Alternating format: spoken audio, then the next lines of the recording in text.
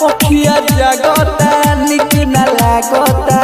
और खाना रोटी सब्जी रे तोहके भूले खातिर लबजी रे खेल दिन रात पबजी रे तोहके भूले खातिर लबजी रे रोज खेलता नि पबजी रे अब कमला के छोड़बे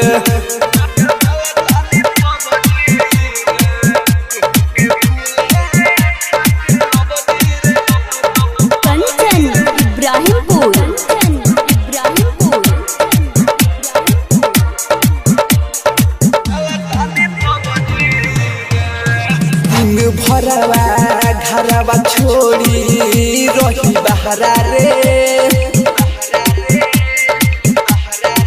हो प्यार कोई के धोखा दी होले जखम गहरा रे हो दिन भरवा घरवा छोड़ी रही बहरा रे हो प्यार कोई के धोखा दी होले जखम गहरा रे सुन तोरा चक्कर में पिटता रे बाबूजी रे तोहके भूले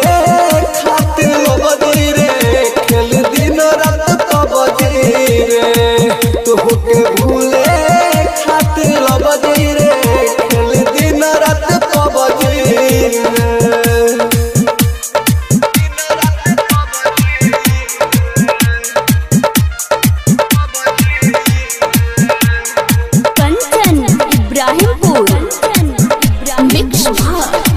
स्टूडियो मठिया मोड़ देह खुश सुननी बारे परमोद के संगवा रे